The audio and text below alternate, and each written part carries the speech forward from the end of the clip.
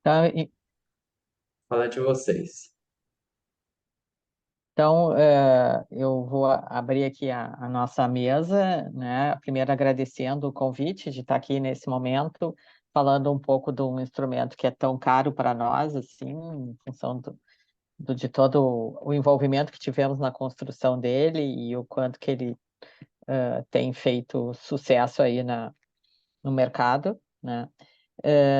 Mas a gente vai focar muito mais na parte da psicometria dele, né, em função até do próprio perfil aqui desse encontro, né? Então, vou falar aqui, apresentar o IDADE, que é o Inventário Dimensional de Avaliação do Desenvolvimento Infantil, e aqui são os autores que estão aqui na mesa comigo, né, a Amônia Silva, da Federal de São João del Rei, o Euclides Mendonça, que está na McGill University, no Canadá, e eu, da Universidade Federal do Rio Grande do Sul. Não sei se vocês querem falar mais alguma coisa ou vamos mais assim, na, rapidinho aqui na A apresentação. Denise, a Denise, que é da Universidade Federal do Rio Grande do Sul, mas está em Yale nesse momento, com bolsa da Fulbright como professora visitante. É verdade. Tá Mais pertinho um de ti. brinde aí à trajetória brilhante da professora. Vale a pena É. a gente sempre ressaltar isso aí. Obrigada, Euclides. Bom, Opa, vou passando. é tu que passa, eu já ia passar aqui. Então, o IDAD foi um instrumento que a gente construiu durante o doutorado da Mônia e mestrado e doutorado de Euclides, né? E esse instrumento tem como objetivo avaliar o desenvolvimento infantil de crianças de 4 até 72 meses de vida. Ele está dividido em 5 domínios, na verdade, dois deles são subdivididos, então a gente fala em 7, né? Que seria o cognitivo, o socioemocional, a comunicação e linguagem receptiva e a expressiva, e motricidade ampla e fina, e comportamento adaptativo. E ele é todo baseado no relato parental. Então, ele é um instrumento em que os pais, cuidadores principais, aqueles que acompanham a criança quase que diariamente, respondem sobre comportamentos que as crianças fazem, fazem às vezes ou ainda não fazem.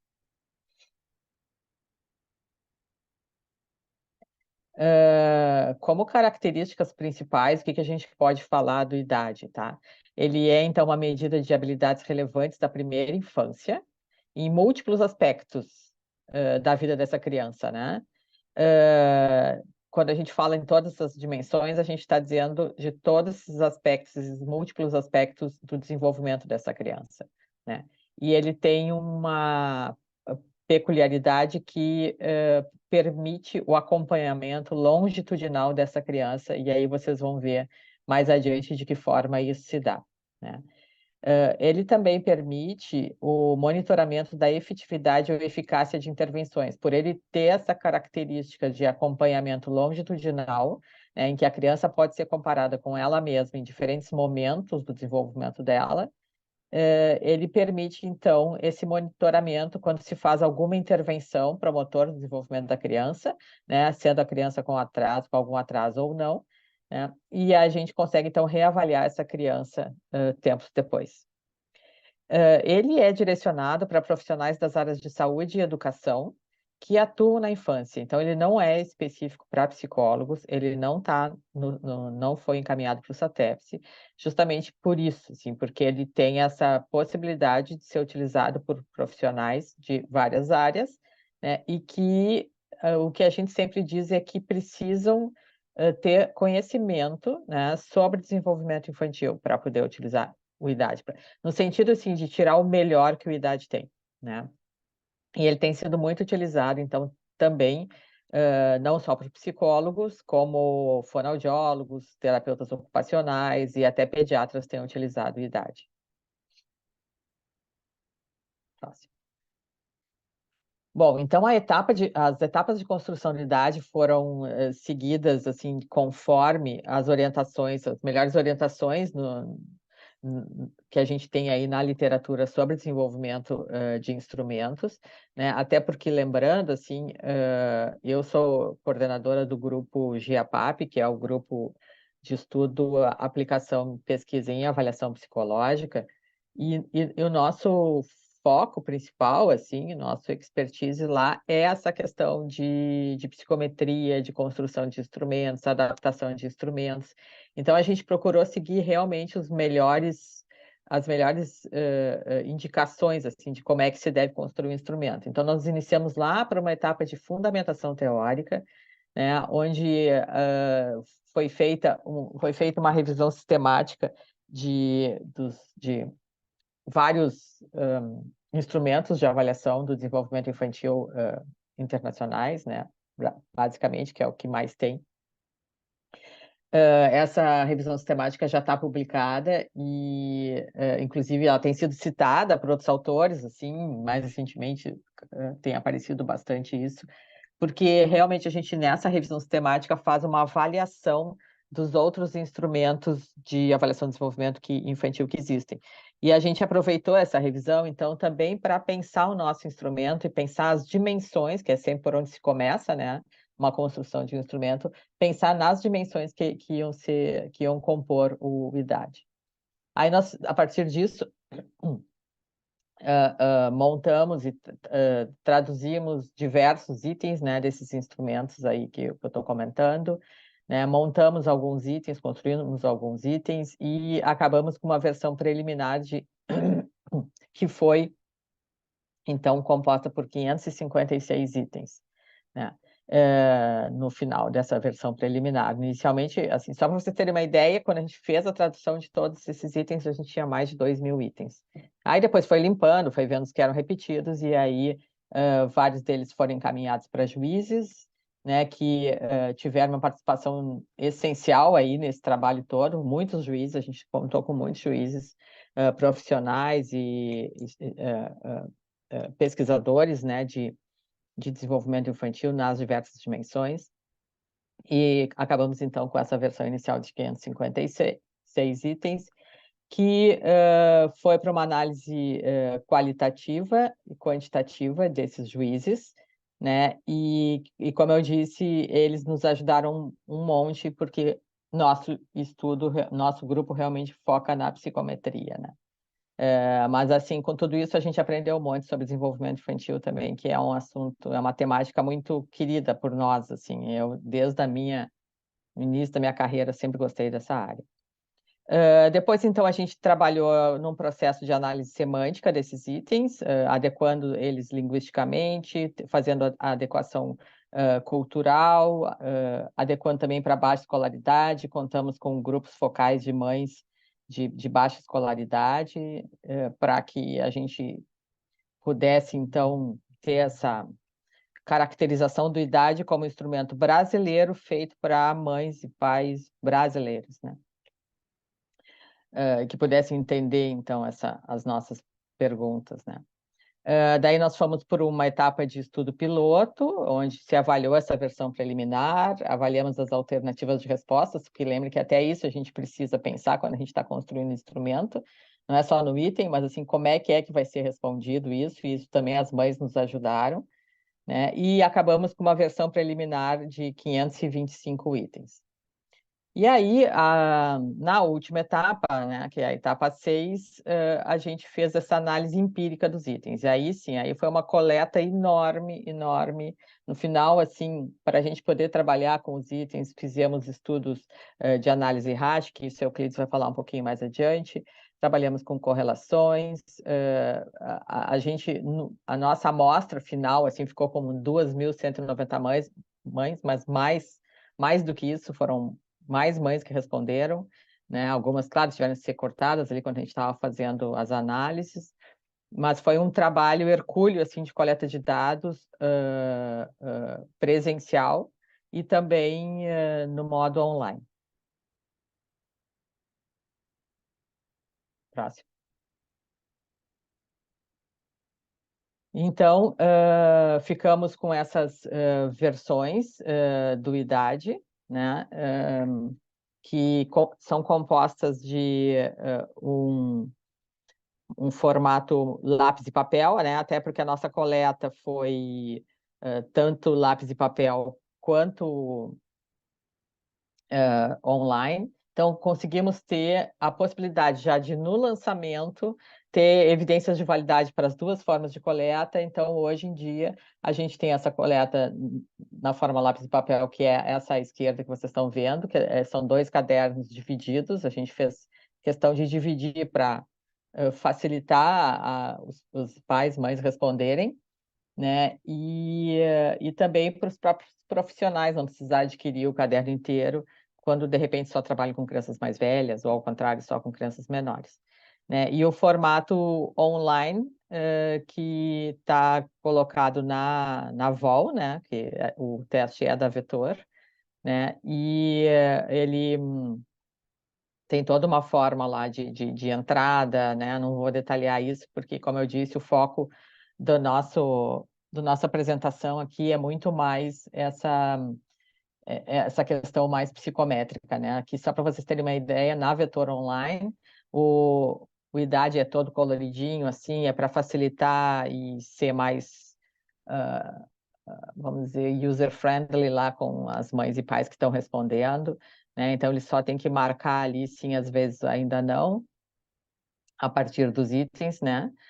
E tem esse espaço aqui do balãozinho aqui para botar comentários, né?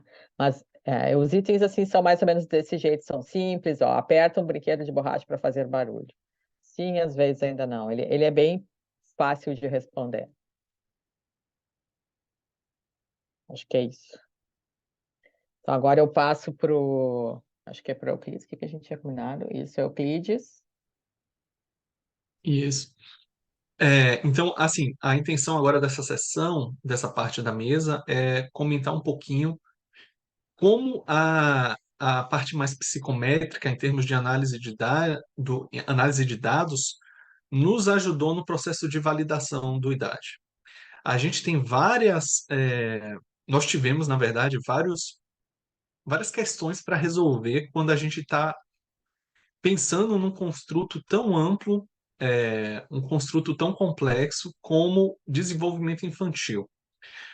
A primeira coisa que a gente tem que pensar do ponto de vista até da psicometria convencional para um construto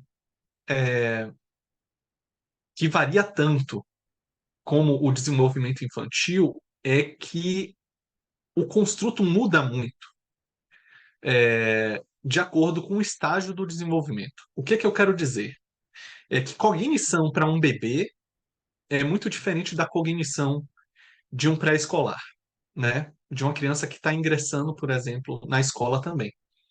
Então, a análise Hash nos ajudou bastante a poder modelar esses tipos de transformação do construto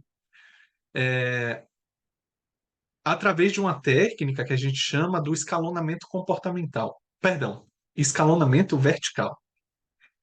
Isso era uma preocupação nossa. Uma outra preocupação nossa era que a gente utilizasse a análise que fosse além para questões de validação, sabe? É muito comum a gente tá lendo artigos de validação, de construção, a gente vê a técnica sendo empregada, né? A modelo Hash, teoria de resposta ao item, modelagem por equações estruturais, e toda essa análise é feita, mas no final, no uso do instrumento, as pessoas vão somar os itens, os scores brutos, no formato ali da teoria clássica, né? Então, apesar de estar validando instrumentos com modelos estatísticos muito avançados, modelagem de dados muito interessantes, no final você acaba usando um modelo mais básico, em vez de tirar proveito da modelagem estatística empregada. Então, eu posso dizer que o IDAD foi um dos primeiros instrumentos a colocar na prática a modelagem estatística. Como é que a gente fez isso? A gente fez isso em várias etapas. A primeira questão mais importante foi na validação, né? Lembrando que o desenvolvimento infantil, o IDAD, por ser um instrumento novo, a gente não sabia exatamente quais itens eram mais apropriados para cada faixa etária, por exemplo, né? Eu lembro muito na fase da análise de juízes e que às vezes a gente não tinha concordância, né? A gente está avaliando ali marcos do desenvolvimento e um juiz falava, isso daqui é muito comum para crianças de 6 meses. Outro juiz falava, isso daqui é mais para já começa a ver nas crianças de 3. Outras falavam, não, isso aqui só vai aparecer nos 9 meses. Então a gente não tinha uma certeza teórica ainda, a gente tinha que recorrer ao dado empírico para tomar esse tipo de decisão. Então, a validação foi super importante para a gente conseguir ordenar os itens do IDAD, é, levando em conta as análises hash. Lembrando que o modelo hash é um modelo muito interessante por ser um teste, digamos assim, de como informações qualitativas, a gente tem que pensar sempre que a escala de resposta Likert é uma escala qualitativa, né? A gente está falando em dados ordinais, a gente está falando na escala Likert do idade, no caso, o ainda não, para dizer que a criança ainda não faz, o às vezes, para dizer que a criança já faz, de vez em quando, e o sim, a criança já fez ou já passou dessa etapa, né?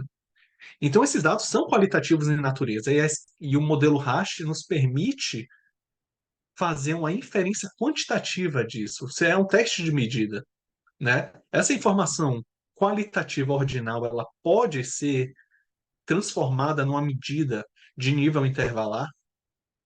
Então, eu estou falando aqui psicometrias. Se alguém tiver alguma dúvida, pode colocar perguntas no chat, mas uma das questões principais foi isso, da propriedade interessante do modelo hash, né? Então, a gente, através dessa validação, a gente consegue ordenar os itens.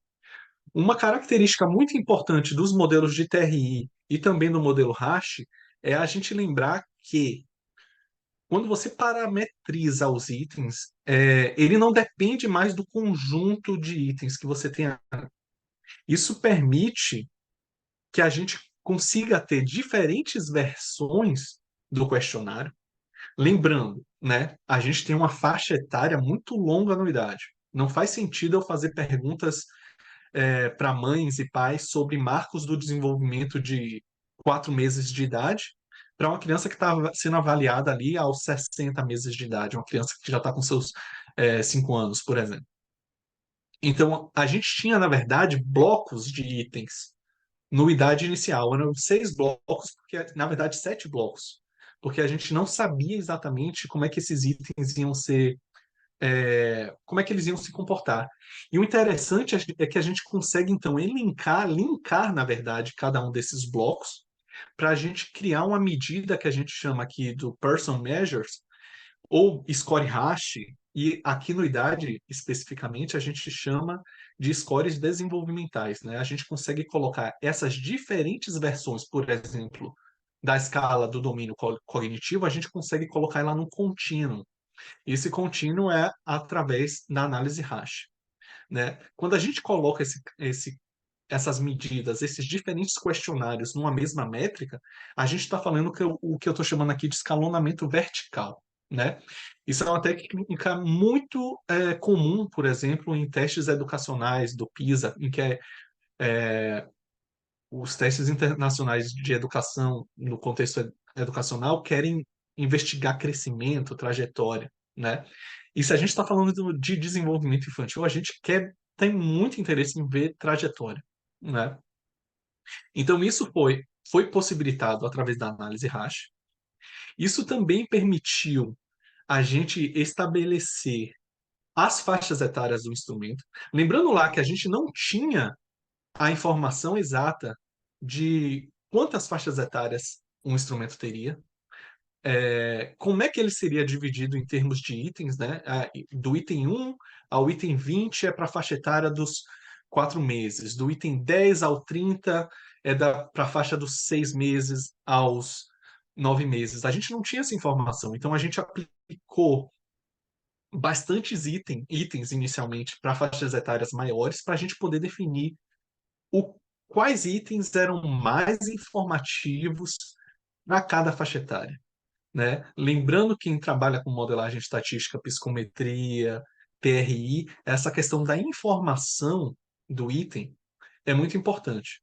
né? E a gente pode, então, na verdade, utilizar essa informação para selecionar os itens mais informativos, né, mais precisos, digamos assim, para cada uma dessas faixas etárias.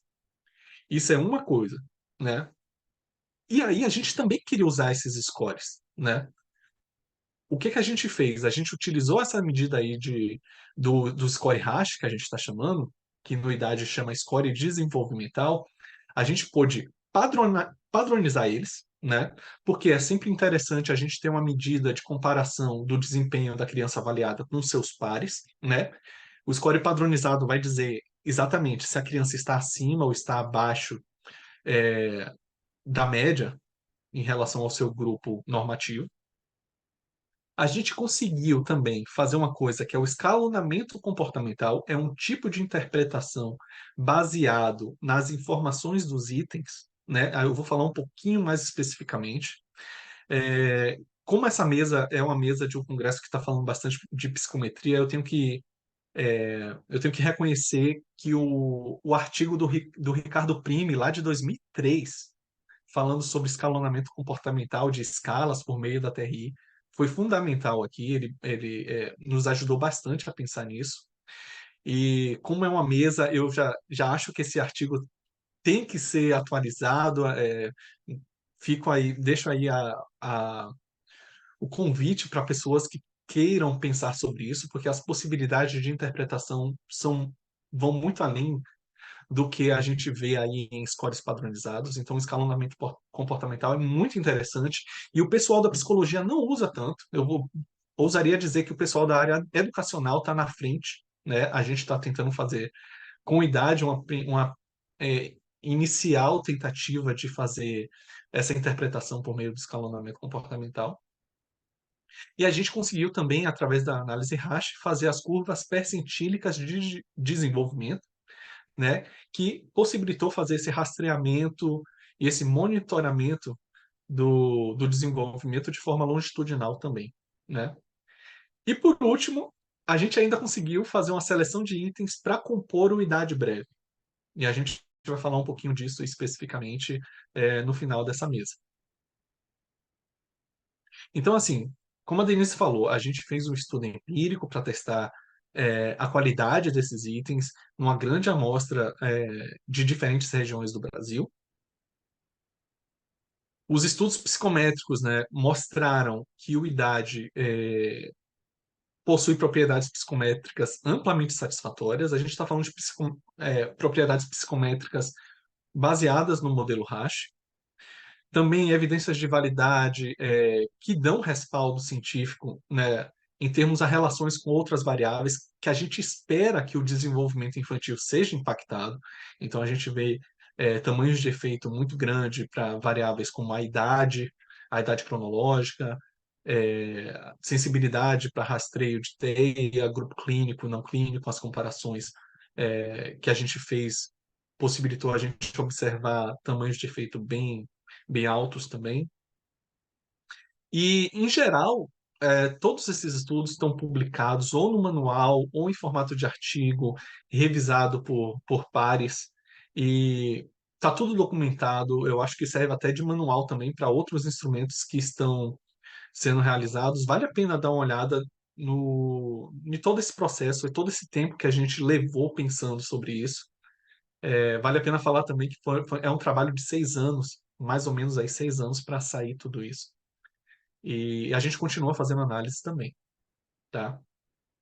Então, assim, só para quem tem curiosidade por características do modelo hash, em geral, cada uma das escalas do IDAD, cada um dos domínios, ele apresentou propriedades muito interessantes. Por exemplo, fidedignidade dos itens ali em torno de 1, né, que seria o valor máximo. A análise hash ele também dá uma medida de precisão da mensuração do traço da latente para cada indivíduo. Então, em geral, o que a gente chama aqui de fidedignidade de pessoas, né? Valores muito altos também. A separação dos itens em faixas hierárquicas do traço latente bastante altas, né? Só para vocês terem uma ideia, a gente espera que uma medida que consiga separar aí pessoas e itens em torno do valor de 3 como algo já adequado. A gente tem valores de 45, de 31, porque realmente tem uma grande variação do traço latente e os itens se distribuem de forma muito interessante nesse traço latente. Então, a gente tem uma separação de itens bem alta aí, variando de 17 a 45, por exemplo. Separação de pessoas variando de 4,9 até 10. Lembrando que o adequado, um valor decente, seria um valor como 3, né? Variância explicada, que é muito importante, a gente saber se o modelo hash está capturando o padrão de resposta, né? Isso nos dá uma indicação de quanto o modelo hash consegue explicar o padrão de resposta, né? A gente tem uma variância explicada ali que vai de 85, 82,5 até 50,9, o que indica uma grande capacidade de explicar o padrão de resposta através desse modelo. Lembrando que o modelo hash é um teste de medida, né? Se esse teste explica o padrão de resposta, isso significa que nossos itens se comportam como uma medida, né? E a gente teve também itens com outfit, né? Itens que não se adequaram. Então, alguns foram excluídos, outros foram revistos, se eles ficariam ou não, porque a gente tem também uma preocupação muito grande com a questão da qualidade do construto, né? Se está sendo avaliado, se o item está cobrindo o construto que a gente quer. Então, a gente não ficou só na questão do padrão psicométrico na seleção de itens, não. A gente também fez uma avaliação qualitativa. E isso é muito interessante, e isso é levado em conta na estimação do traço latente, quando a gente faz as normas do IDAD, eu vou explicar um pouquinho também. Então, só assim, ó, quando eu falo que o IDAD apresentou itens que estão cobrindo a variação do traço latente, a gente pode ver por meio desses mapas aqui, o mapa item pessoa, por exemplo. Né? A gente tem desse lado aqui a variação do score desenvolvimental, aqui no exemplo, o domínio cognitivo. A gente vê, né, que crianças mais novas têm scores mais baixos e a cognição vai aumentando, esses scores vão aumentando conforme a faixa etária das crianças. E a gente tem esses itens aqui cobrindo essas crianças, né? A localização do item vai dizer onde esse item é mais informativo, né? E a gente pode também selecionar quais itens são mais informativos para cada faixa etária da nossa amostra normativa. Então, é um trabalho que deu certo, e a gente tem, então, itens cobrindo toda a variação do traço latente, aqui nesse exemplo, o domínio cognitivo.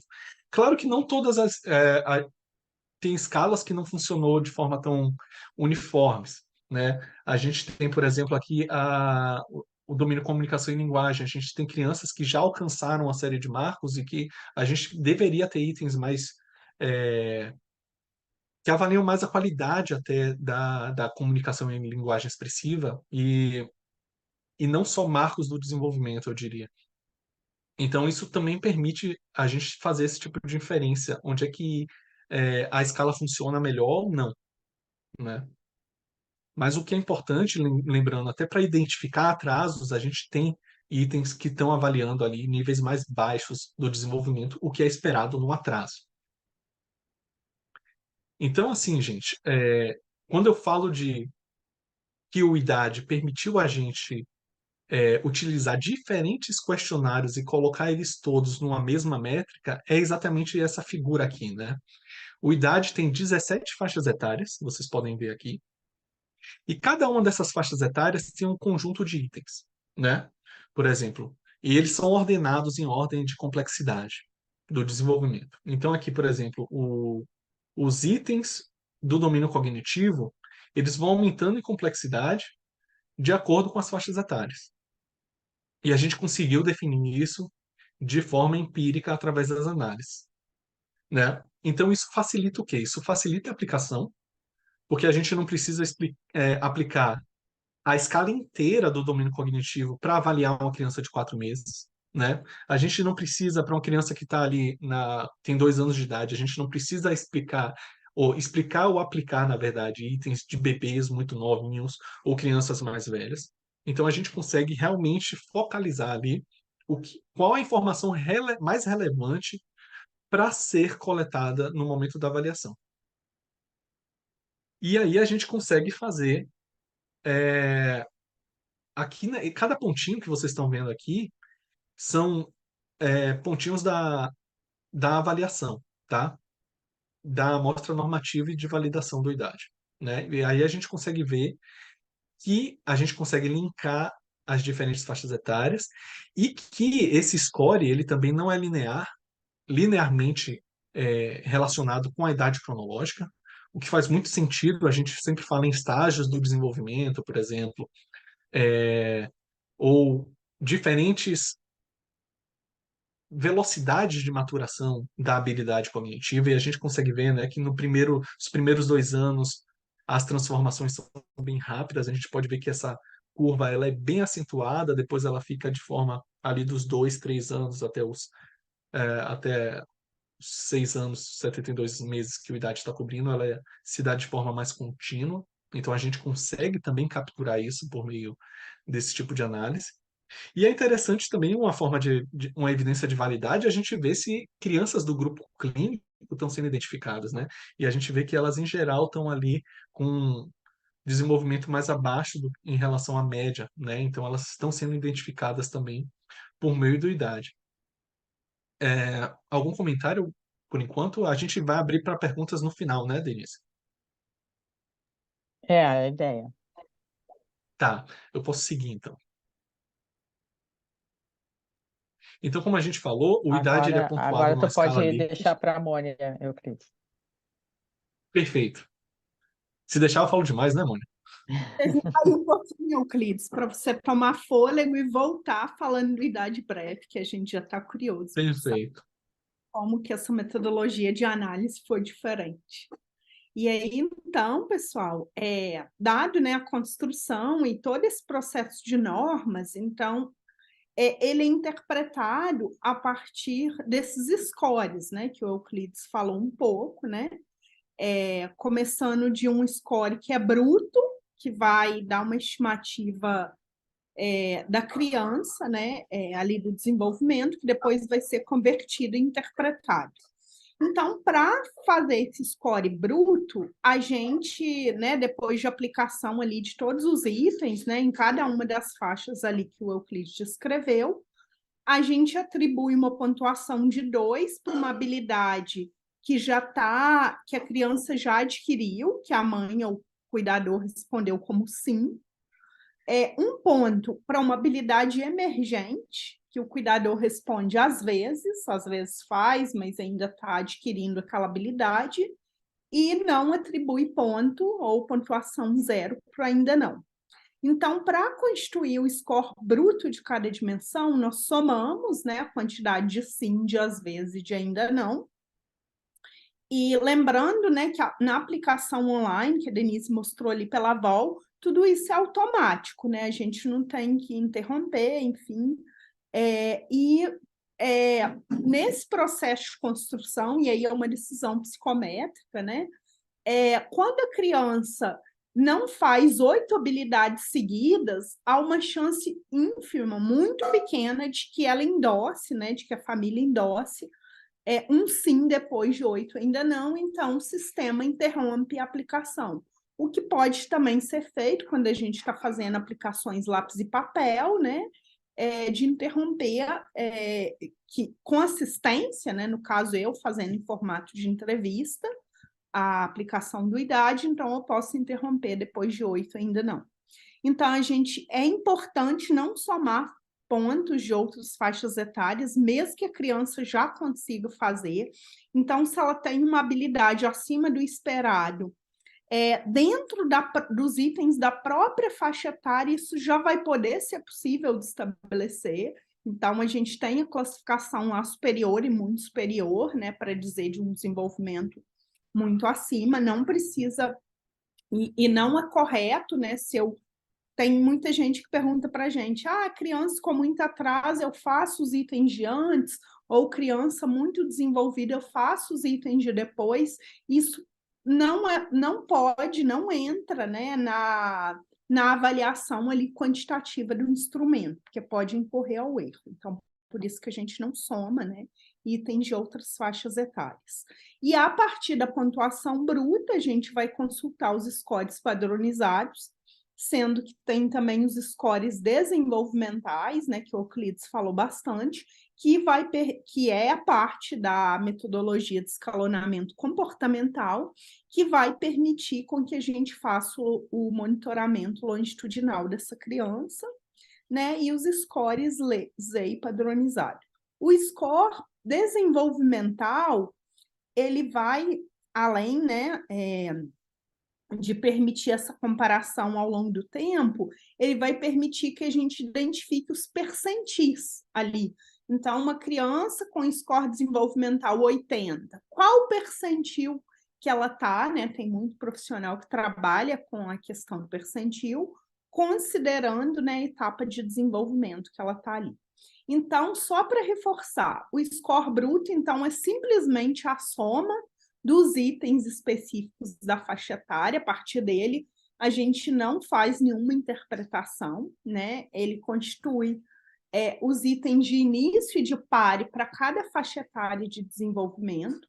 O score desenvolvimental é obtido por essa conversão do modelo Rasch, que vai permitir, né, um monitoramento longitudinal da criança comparado com ela mesma, identificar o percentil, né, identificar o padrão de crescimento das habilidades da criança ao longo do tempo, e os scores ZEI padronizado são aqueles, né, que têm como base a média, o desvio padrão da amostra normativa, e que vai permitir a gente classificar a pontuação da criança em relação aos pares. Então, em atraso significativo, essas classificações só vão ser possíveis porque a gente compara com a média. No idade, né, a gente definiu esses padrões com base em outros estudos, não foi algo que a gente inventou. Então, atraso seria um desenvolvimento situado abaixo de 1,5 até 2, né? 1,5 desvio padrão abaixo do que é esperado para a idade, e atraso significativo, né, seria um resultado abaixo de 2 desvios padrão da amostra normativa. Aqui a gente tem um exemplo, né, das tabelas normativas, então é bem intuitivo. Aqui do lado, então, esse aqui é o domínio cognitivo, né? Ali, Denise pode apontar, fazendo favor, né? De crianças de 9 a 11 meses. Ali, então, mais à minha esquerda, tem o score bruto, né? Que vai variar de 0, então, uma criança que não acertou nada até o máximo para aquela faixa etária. E a partir desse score bruto, basta eu olhar do lado ali, que eu já vou achar o score desenvolvimental, um intervalo de confiança, né? Então, é uma estimativa de precisão da medida, que eu não vou detalhar, o score Z e o padronizado, que eles têm a mesma função, é só forma de interpretar mesmo, né? Então, eles permitem essa comparação, e ali informação sobre o erro e a quantidade de informação, né, que se tem a partir desses scores. Eu não vou detalhar isso também, pode passar, Denise. Mônia, é interessante falar que essa informação que a gente está vendo aqui, ela é baseada na análise Rasch também. E ela vai ser utilizada para a gente ter uma noção do intervalo de confiança da precisão da medida, né? A gente vê que esse intervalo de confiança, ele varia, né? Você tem momentos em que ele é mais espaçado, momentos em que ele é mais preciso, porque ele foi baseado na função de informação que vem da análise Rasch, né? O que é muito diferente da teoria clássica, né? Que você tem um alfa de Cromba, você assume que todos os scores têm o mesmo intervalo, né? E aqui não, aqui a gente tem mais essa possibilidade de utilização do modelo Rasch na estimação do traço latente e também da precisão dele. Então acaba sendo mais um uso dessa propriedade interessante do modelo que a gente está utilizando por aqui. Clinicamente, isso é interessante, né? O Euclides está falando da precisão. Em criança pequena, a gente vê um intervalo de confiança mais amplo, ou seja, tem mais variabilidade. E já ali pelo meio, mais para o final, você vê que ele vai diminuindo, né? Ele vai ficando bem próximo. Ou seja, né? Isso reflete a variabilidade da aquisição da habilidade. Crianças pequenas, a variação de aquisição de marcos, de tempo, né, geralmente tende a ser maior do que crianças mais velhas, né, que já está com desenvolvimento mais estável em alguns domínios. Isso é bem interessante clinicamente, né. Aqui a gente tem o perfil dos scores padronizados, que a partir do score padronizado, a gente vai botar vai marcar ali, né, qual que foi o score padronizado da criança para cada um dos domínios do idade, e aí ali vocês conseguem ver uma linha, né, que permite ver como que está o perfil dessa criança. Na parte mais central e azul escura, a gente tem os scores, né, médios. Então, ali são habilidades preservadas, enfim, dentro da média. Quanto mais abaixo, tende a ser, né, mais vai reduzindo essa estimativa, e abaixo do branco, né, a gente aí já vai ter de baixo, né, as crianças com atraso e atraso significativo. Para cima, o raciocínio inverso. Então, quanto mais acima, maior é esse desenvolvimento. E aí, a partir desses scores padronizados, a gente vai fazer a classificação desse desenvolvimento, que pode estar, né, muito inferior até muito superior, com os intervalos médios ali, e a interpretação, né, que a partir, então, ali, né, um score padronizado, né, a título de exemplo. Acima de 130, ele é interpretado como muito acima da média, um desenvolvimento muito acima da média. No meio ali, entre -1 e +1, né, típico, e tem outra faixa típica, e, né, abaixo de -2, pelo Z, um atraso significativo. Então, esses scores, eles permitem essa classificação, né, do desenvolvimento da criança e permite, né, identificar aí os domínios, né, dificuldades e potencialidades de desenvolvimento que ela tem. Aqui, então, pelas normas de escalonamento comportamental, a gente consegue prever, né, habilidades que a criança já apresenta e que ela ainda não adquiriu, né, por meio do score desenvolvimental. Então, como que é feito isso? Então, a gente localiza, né, no caso, essa criança aí tem um score de desenvolvimento no domínio cognitivo de 98. Então, habilidades de desenvolvimento que estão acima do score 98, né, é estimado que essa criança ainda não apresente, né, essas habilidades, e abaixo, né, de 98, ali na parte de baixo, então, que ela já apresenta, porque são habilidades que seriam, né, mais fáceis para ela, e aí o Euclides já explicou muito bem, isso, né, é definido com base nas estimativas Rasch, que permite identificar, né, o quanto que aquela criança, né, o nível de dificuldade daquela habilidade, né, e se no nível de desenvolvimento atual ela já consegue fazer. Isso é muito bom para intervenção, gente, porque para planejar a intervenção a partir das habilidades que a criança não adquiriu, mas que estão mais próximas dela adquirir, são geralmente as que a gente escolhe como metas interventivas, porque não faz sentido eu começar a fazer uma meta interventiva que esteja muito longe do nível atual de habilidade dela. Então, isso é um marco na construção do IDAD, os clínicos, né, elogiam muito, porque dentro dos instrumentos que a gente conhece, que avaliam o desenvolvimento, o IDAD é o único, né, até onde eu sei, a ter esse tipo de estimativa, né. Aqui também, né, na mesma linha, e ali tem uns percentis, né, em que a criança adquire aquelas habilidades. Então, esse escalonamento comportamental nos permitiu ver também, isso é uma informação clinicamente relevante, quando que as crianças brasileiras adquirem certas habilidades, e aí pensadas individualmente. Então, a gente tem informação tanto para marcos que são muito enfatizados, como primeiras palavras, primeiras frases, caminhar sem suporte, como outras habilidades, né, que também fazem sentido, e isso nos ajuda, né, no raciocínio clínico diferencial.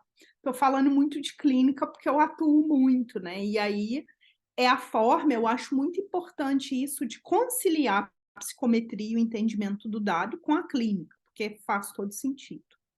Vou só dar uma apressadinha, né? Porque tô vendo que eu já tô deixando pouco tempo para o Euclides.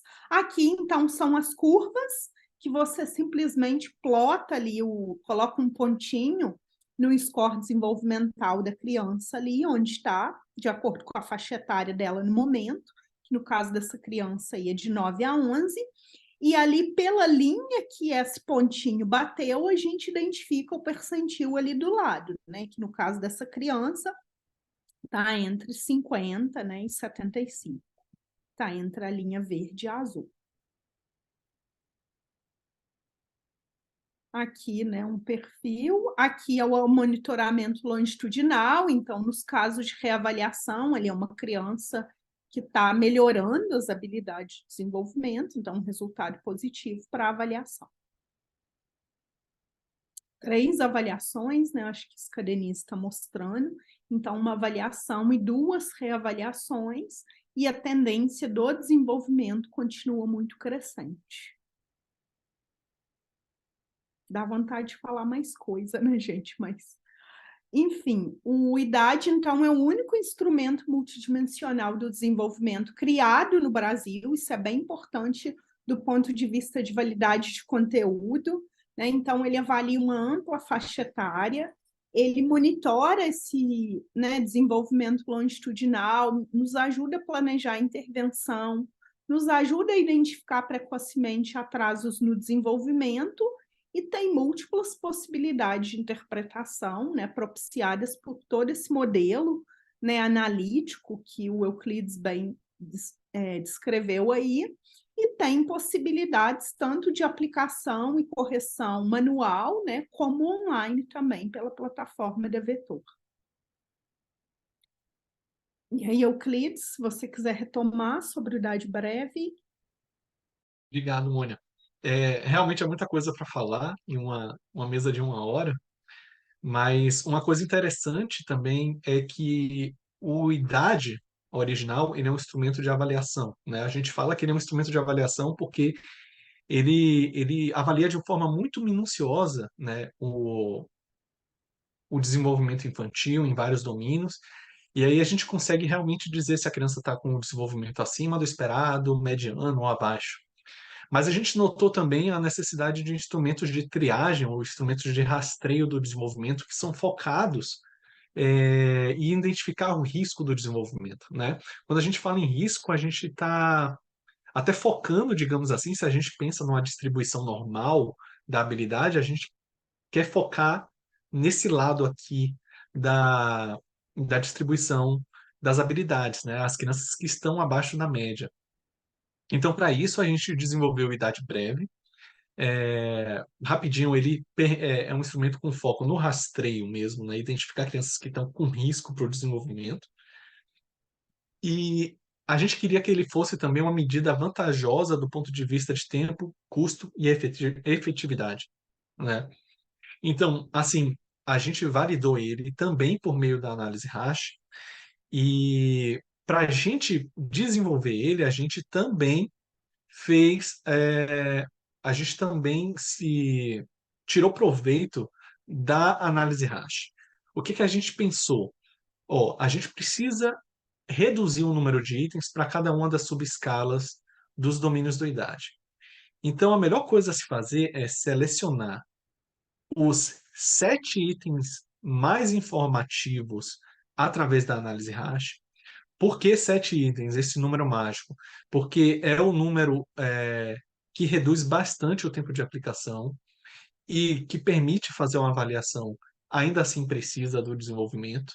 E também outros instrumentos de rastreio, em geral, tem esse número de itens que são aplicados por domínio.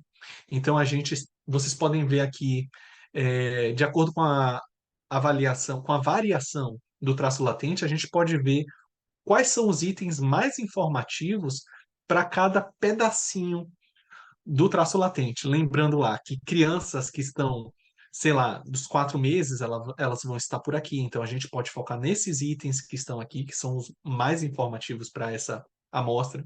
Crianças que já estão ali com 3 anos de idade provavelmente estão por aqui. Nessa localização do teta, do traço latente, então a gente seleciona os itens que são mais informativos para essa avaliação do traço latente, né, da habilidade, e os itens mais informativos para as crianças que são mais velhas também. Então a gente fez essa primeira etapa, selecionou 7 itens mais informativos para cada uma das 17 faixas etárias do idade. A gente então validou novamente esses 7 itens, porque a gente ia estar utilizando as escalas individualmente, então a gente avaliou novamente se esses itens sozinhos, digamos assim, se eles tinham propriedades psicométricas satisfatórias, né? O ajuste do item para cada uma dessas faixas etárias. A gente também olhou as medidas de consistência interna, né? A fidedignidade por meio do ômega e do alfa de Cromba.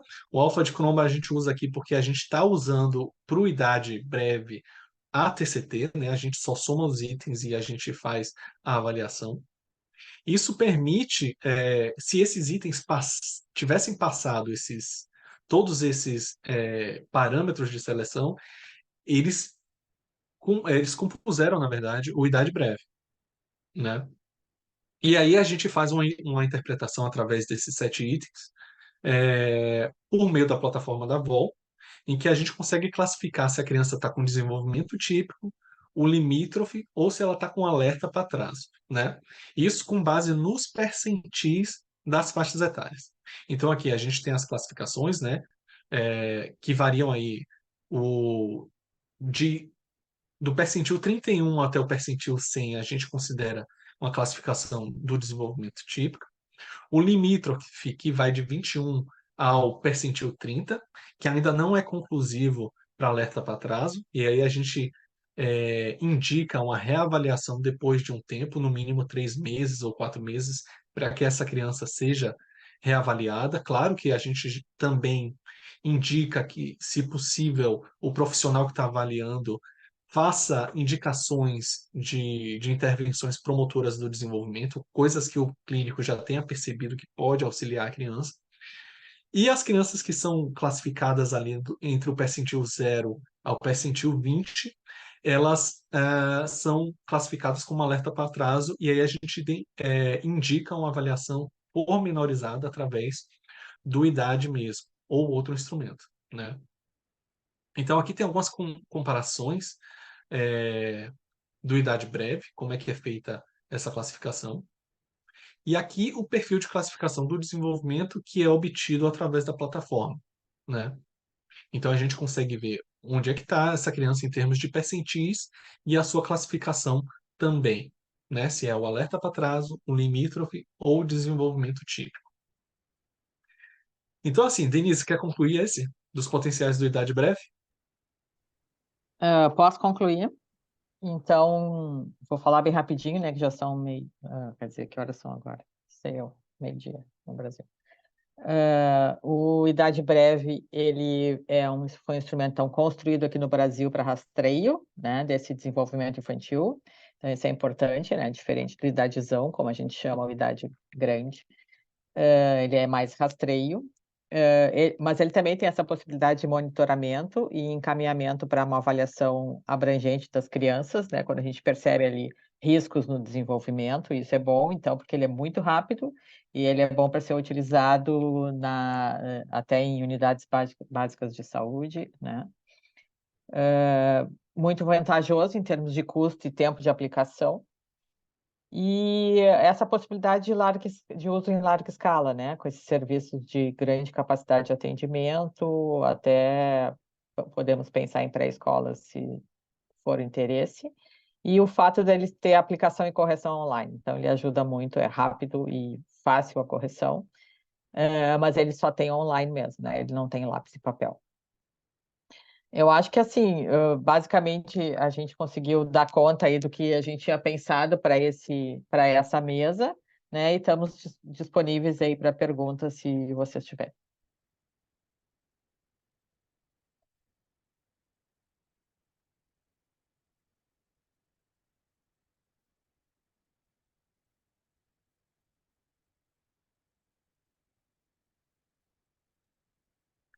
Pessoal, aqui no chat, a Mônia colocou os links da revisão sistemática, para quem tiver interesse.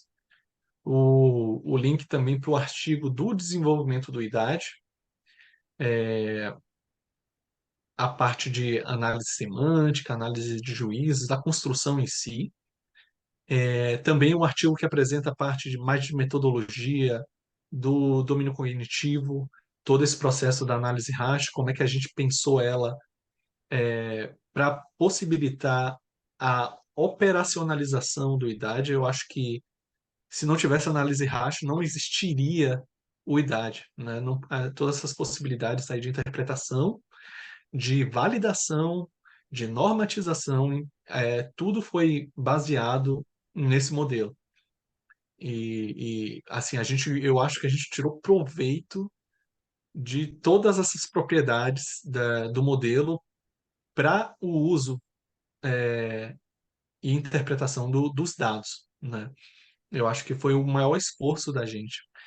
E vale ressaltar, a gente fez tudo isso também em parceria com a Universidade de Nebraska, nos Estados Unidos, do Centro de Psicometria de lá e análises quantitativas.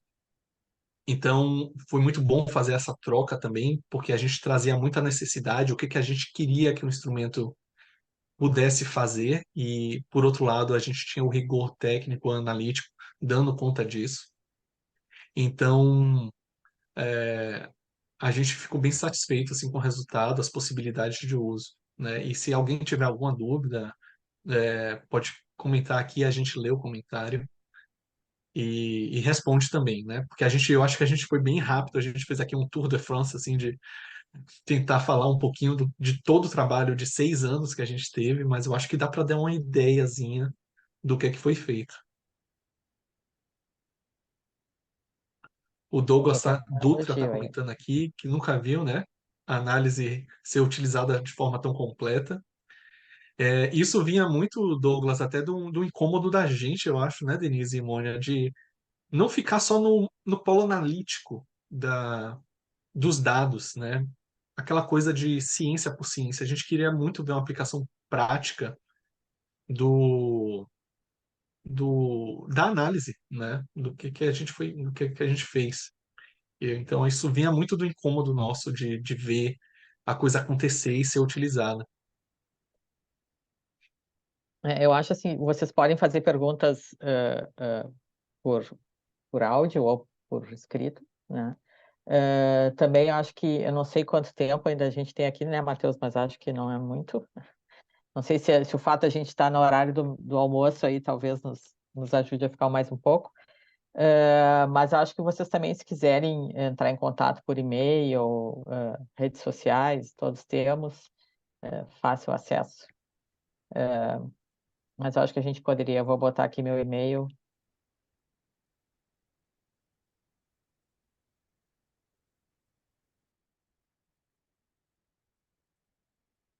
Já tem o e-mail Yale aqui, Euclides Simone, olha só. Mas eu não botei esse, botei o Works mesmo.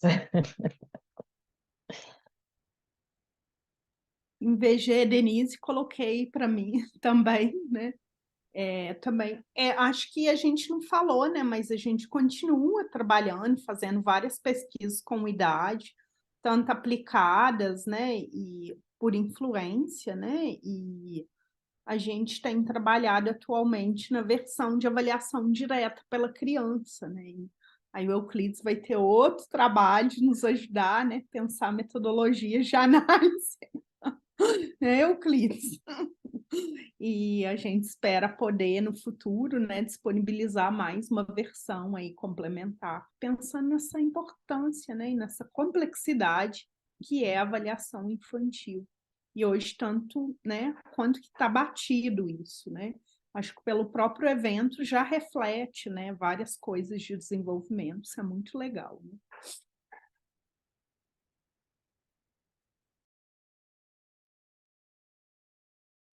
Vai ser um bom desafio, né, Mônia?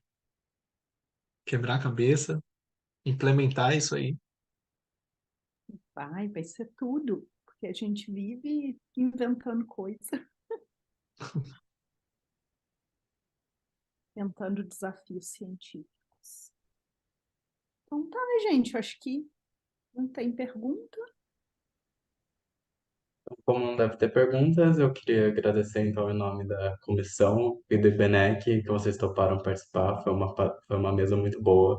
Vocês trouxeram alguns aspectos muito interessantes, né, de todo o desenvolvimento do IDAD, né, das análises que vocês fizeram. Achei bem complexas, demorei um pouco para conseguir entender as coisas, mas no final até que consegui pegar bem a ideia. Foi muito interessante. Muito obrigado mesmo por terem trazido um pouco disso pra gente. A gente que Obrigada. agradece o convite, né, pessoal? Isso aí. É um prazer. Então tá, até Então tá. mais. Tchau, pessoal. Tchau.